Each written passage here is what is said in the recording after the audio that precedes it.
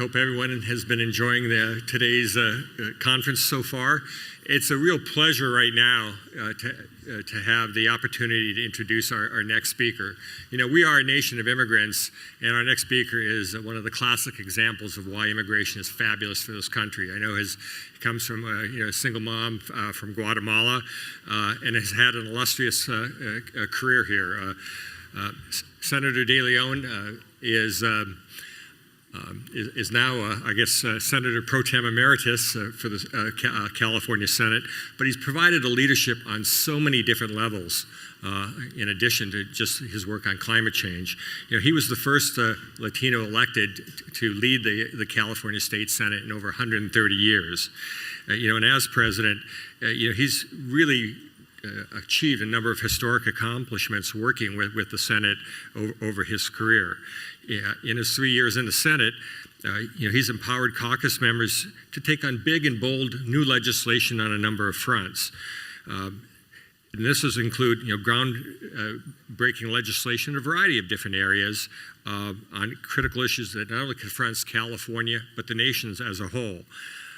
He's focused on building a more prosperous, equitable, and sustainable economy for the Golden State, and taking those lessons as our sixth largest economy in the world to teach lessons to the rest of the world.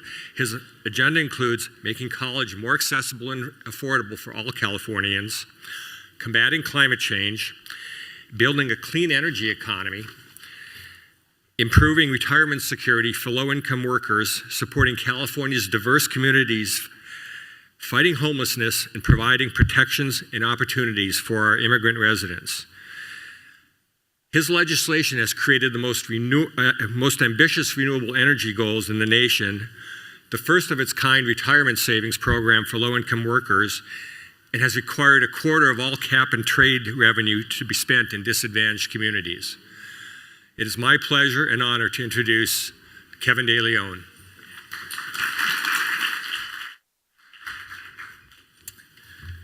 Thank you so much, Craig, for the very kind, very warm introduction of my person.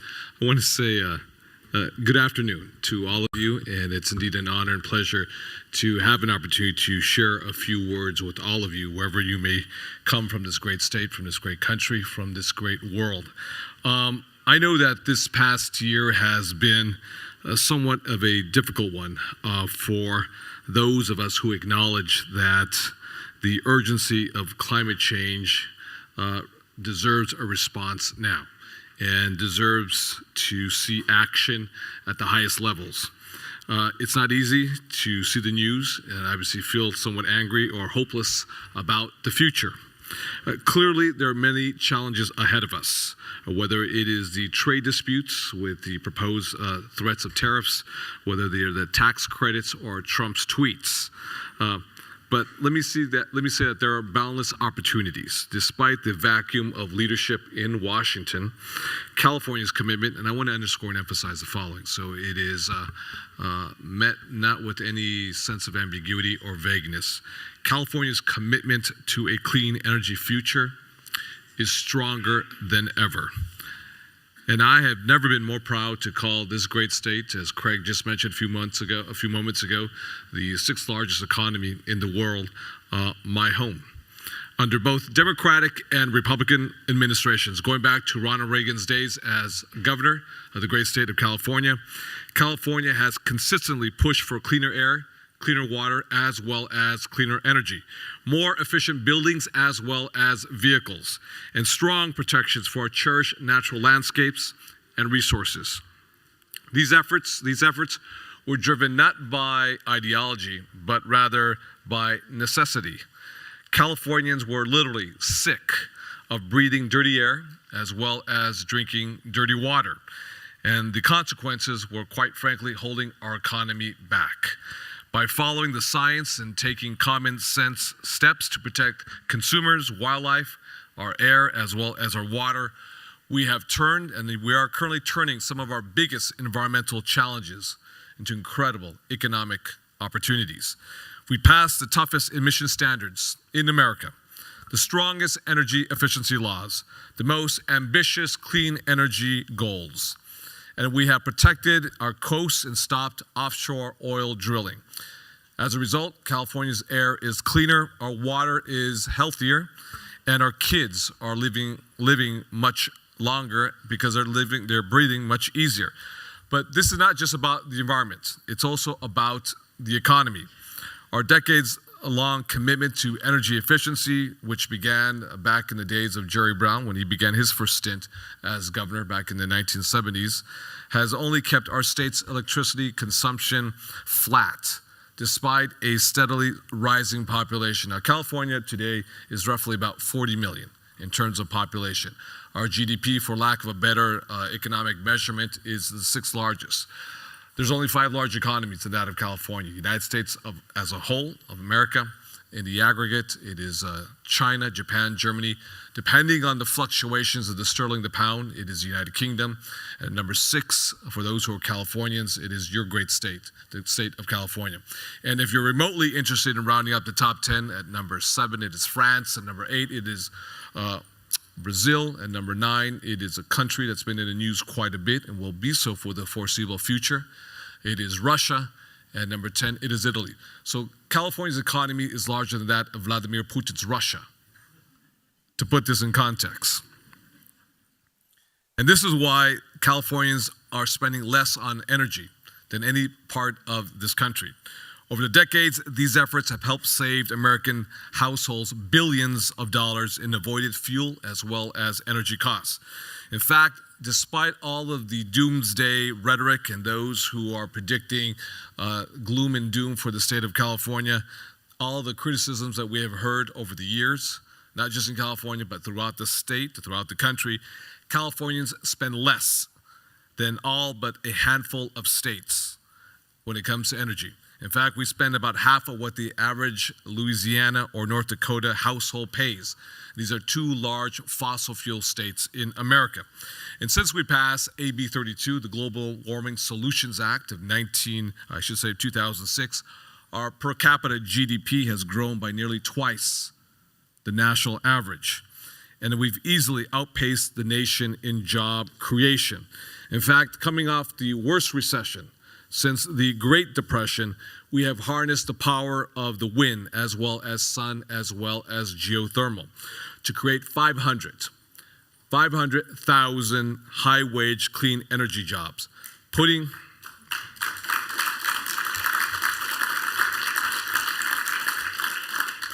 Thank you, Mr. Minister from Canada, Minister Murray.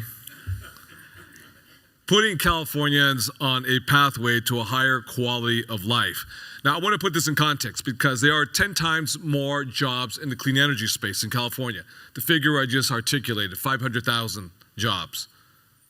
Whether it's reduction of your energy load through energy efficiency, whether it is electric vehicles, whether it is transportation electrification, building out the infrastructure we need for charging stations throughout California, whether it is rooftop solar, distributed generation, whether it is wind, solar, whether it is solar utility scale, 500,000 clean energy jobs. That is 10 times more of the coal mining jobs that exist in all of America. I want to put this in context. So you have a president who's going out of his way to make winners out of losers, because currently no one is purchasing right now coal. That is dropping considerably in the nation and throughout the world, or whatever Peabody or trying to find new consumers in developing nations. So when the price point is less expensive than coal or natural gas, it begs the question, regardless of your political ideology, why would you go out of your way to purchase energy that is much more expensive and dirtier? So regardless of your political leanings, your ideologies, again, who wouldn't want to breathe cleaner air at the same time pay less for your electricity when you turn your lights on and off, when you heat your room, when you cool your room, when you turn on your coffee machine, your microwave oven, when you wash your clothes, when you turn on your water hose, because we know that it takes energy to move water from one part of the state to another part of the state. So this is why the president's fossil fuel fetish isn't just environmentally out of touch, But as we know, the economics are out of whack. If the president really wants to put people to work and make America the world's super energy power, he should follow our lead. In California, we're not holding back the free market. In fact, we're pushing it forward. We're disrupting the status quo, catalyzing investment, innovation, as well as competition. And we are charting a much more prosperous and sustainable economic path. Our commitment to strong environmental protections is a leading reason why California remains the nation's capital of innovation. We didn't grow into the world's 6th largest economy and the epicenter of innovation by embracing alternative facts or pseudo-scientific nonsense. That's not who we are as a great state.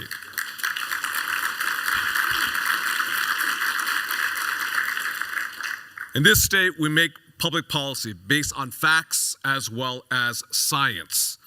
And we're not going to allow one electoral aberration reverse generations of progress at the height of our historic diversity, our scientific advancement, our economic output, and our sense of global responsibility, not in a great state like California.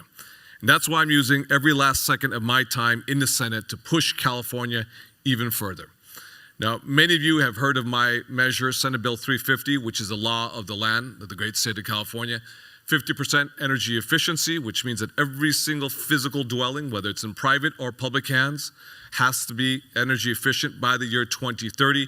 The California Energy Commission is working on the regulations and the standards right now as we speak. But once that rolls out, it'll be an opportunity to grow this economy and put people to work. Because as we know, when we have much more energy efficient homes as well as buildings, these are labor-intensive jobs. It must be done physically on site. They can't be outsourced to right-to-work state or offshore to Guangzhou, China, or elsewhere. The labor must be done physically on site, whether it's double-pane windows, window fenestration, whether it's HVAC systems, whether it's boilers and chillers, whether it is sensor lighting, whether it's insulation. These jobs must be physically done on site. You can grow an economy and put people to work. And it doesn't make a difference if you voted for Trump, if you voted for Bernie Sanders or Hillary Clinton. A job is a job. And every American, every Californian, everyone around the world wants a real opportunity to put a roof over their child's head, put clothes on their back, as well as the food on the table. And this is an opportunity to reduce our energy load, and you provide a tax cut. That tax cut is manifested by paying less money out of your pocket for your utilities. So that is 50% energy efficiency. The next 50% with Senate Bill 350 is the ability to move forward and generate half of our electricity from renewable sources. Again, whether it's wind, whether it's solar, whether it's geothermal. Again, putting Californians to work and growing this economy. There's four objectives I have. Obviously, number one, reduce our carbon dioxide greenhouse gas emissions, which are atmospheric. 2, reduce other criteria pollutants, NOx, SOx, particulate matter, short-lived climate pollutants, whether it be methane or whether it be black carbon. 3rd, obviously, put people to work. And 4th, again, provide a tax cut, because once they open up that envelope, it's manifested by paying less money out of your pocket. More money in your pocket you have to invest in your own family. This is, I think, a win-win proposition, because these ideas, these goals are not democratic in nature, nor are they progressive, nor are they Republican, but they're driven by science and facts. But the issue of climate change is no longer scientific, as we know. It's a political issue. It's a lack of courage by certain world leaders, certain regional leaders, state leaders, and national leaders to deal with the issue. The scientists have done their jobs by providing us all the empirical evidence that's needed to understand what is in front of us. We have an amazing governor, and Governor Jerry Brown. We got Matt right here who's going to speak, one of our great leaders here, heading up the California EPA. This is, I want to say, it's the California EPA. This, Matt Rodriguez. It's not the US EPA, Scott Pruitt. 2 different EPAs who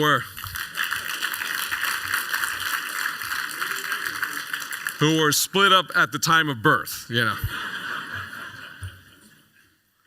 So that's why I'm doing everything within my power to make sure that we push, our RPS, not just from 50%, but to 100%. As you know, last year I introduced Senate Bill 100 to put California on a pathway to 100% clean zero carbon energy by the year 2045. I see this as an incredible opportunity for California. Just think about the progress we've made since we actually passed our first RPS, Renewable Portfolio Standard, and the incredible, verifiable, quantifiable economic benefits that we have received. Now, just 20 years ago, we didn't have an RPS. We went from 0 to 20%. When we went from 0 to 20%, all the doomsday predictors said we would destroy this economy. As a result, that we actually would raise utility rates on everyday consumers. But the opposite has happened. Now we've gone from 0 to 20%, now 20% to 30%, and now 33% to 50%. So in a state like California, a state of 40 million with the 6th largest economy in the world, half of its energy has to originate from renewable sources. Now the good thing is that investor-owned utilities, now whether you're an IOU, whether you're MOU, a municipally owned utility, or whether you are one of the disruptors of the status quo, one of the CCAs, by law, statutorily, you have to generate half of your electricity if you sell to consumers, whether the business or private residencies in California. And one of the major IOUs in California has already projected that they will meet the 2030 schedule 10 years ahead of schedule by the year 2020. This is what happens when you use policies with intentionality and a sense of purpose to send the right market signal that attracts the necessary capital, that creates the technologies that are vital to meet our very ambitious, and no question about it, very ambitious carbon dioxide target goals that we have in California. But when you send those right market signals, it's almost like saying we want to put a man on the moon. How are we going to do it? Perhaps we don't know necessarily exactly the pathway, but that's our goal. It's all hands on deck, rolling up our sleeves to find that technology and the leadership that's necessary to make this happen. That's why the nation, as well as the world, is watching very closely what we do here in California, with or without Washington. Let me be very clear.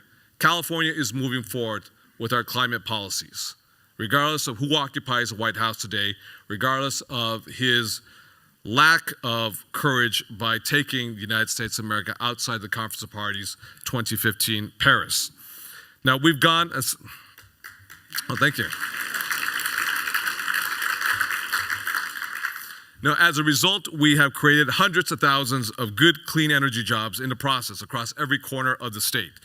We've already made we're already nearly a decade ahead of schedule in reaching the 50% target set forth by Senate Bill 350. All the evidence suggests that 100% clean energy is in fact within reach. And the overwhelming majority of Californians support this goal.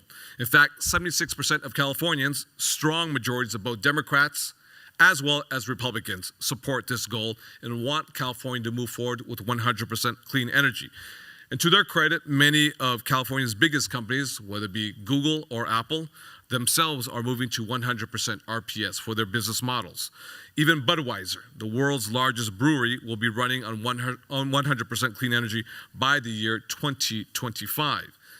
As the 6th largest economy on the planet, California can show the nation and the world what's possible. Now, I know we have a delegation of Hawaiians here today too, and I want to give the Hawaiians a lot of credit for their courage and for their vision of moving forward. They are the first state in the nation, in fact, to declare by law 100% clean energy. So for the Hawaiians who are here, I want to give you credit too.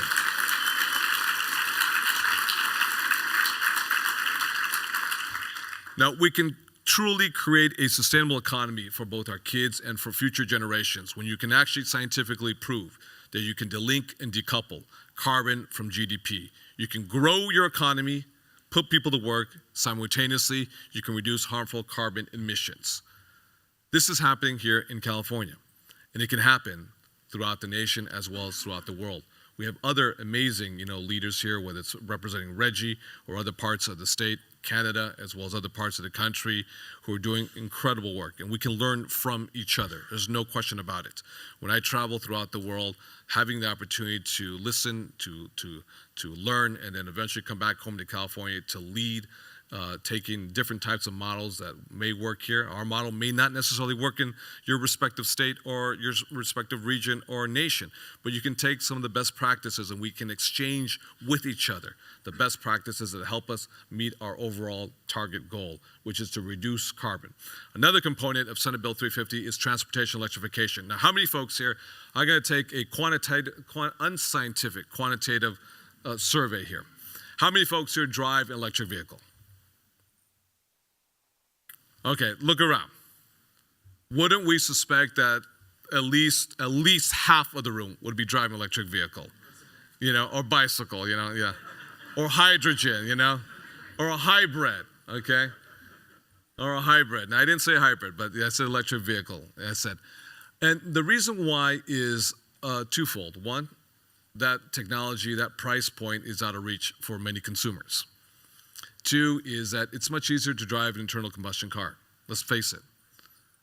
If you're going to go to work, you're going to drop off your children at school, pick up their children after school, if you're going to go to the doctor's office, if you're going to go to have dinner, go see a movie, go to a place of worship, it is much easier to drive an internal combustion car. Reason why? Because there are gas stations all over the place. It's just that simple. Whether it's Chevron, Tesoro, Valero, Shell, 76, ExxonMobil, Arco, you name it. There's gas stations all over the place.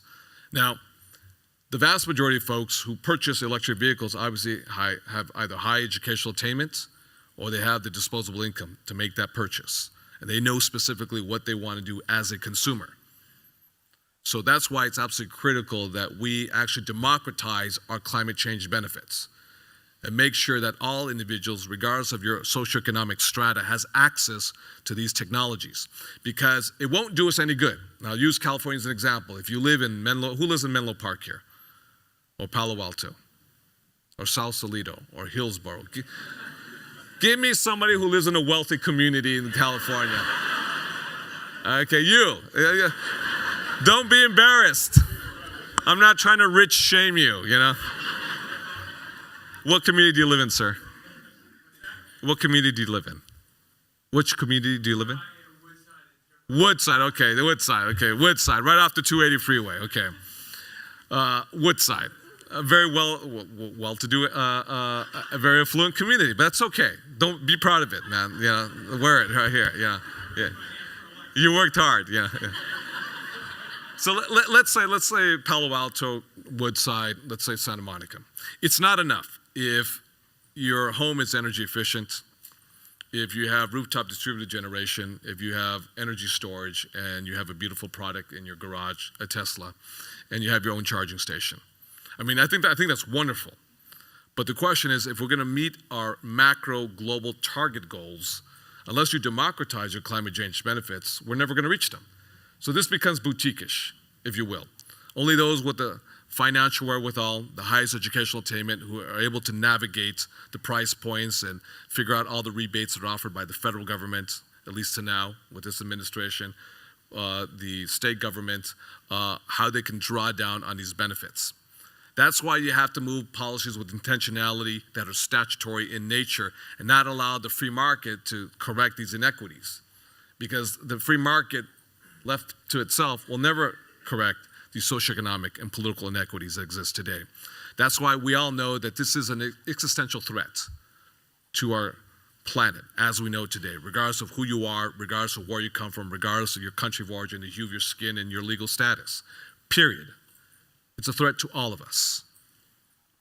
Whether you come from down under in Australia, you have suffered some of the worst droughts on planet Earth, and with temperatures rising, and here in California with our drought, and we just finished the drought, and I think we're entering a new drought now, and with the lack of water and the impacts it's having on the Central Valley and those who work in the Central Valley, and the price points with regards to almonds and cherries and other types of fruits and nuts that we export throughout the country, throughout the world, and the human consequence of farm workers who will have less ability to provide for their families because there'll be less work, because there's less water, because temperatures are rising, and the human economic crisis that will happen and ensue.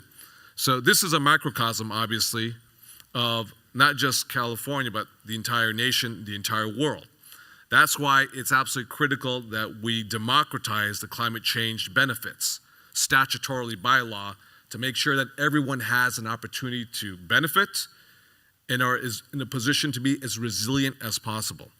How you can actually convert economic, or I should say, environmental challenges into economic opportunities is very crucial. And I think to date, we're successful here in a great state like California. Now, we're not perfect by no stretch of imagination, and we have much work to do. Because here in California, we're also home to 8 of the worst polluted cities in America, whether it's the Inland Empire, whether it's the Central Valley, whether it's parts of Los Angeles County. In Los Angeles County, we have some really bad air quality because of the goods movement coming in from the Pacific Rim. So chances are very good, at least by 50%, if you live in Paducah, Kentucky, or Bloomington, Indiana, and you buy a flat screen television set or silverware, chances are by 50% it came from the Pacific Rim through China, through LA, parts of LA and Long Beach. Therefore, a young child, a young girl who lives near the 710 corridor freeway, her lungs were seared and helped subsidize a price point if you went to Target or Walmart or whatever store in Bloomington, Indiana, the Midwest America. That's why we're all interconnected in some form, way, or shape. Whether it's our Canadian brothers and sisters, whether it's our friends down under, down in Australia, whether it's in Melbourne, or Sydney, or wherever it may be, or whatever part of the world that you're from, whatever part of the country you're from, whatever part of the state that you're from. This is why this issue, let me emphasize and underscore again, it's no longer scientific.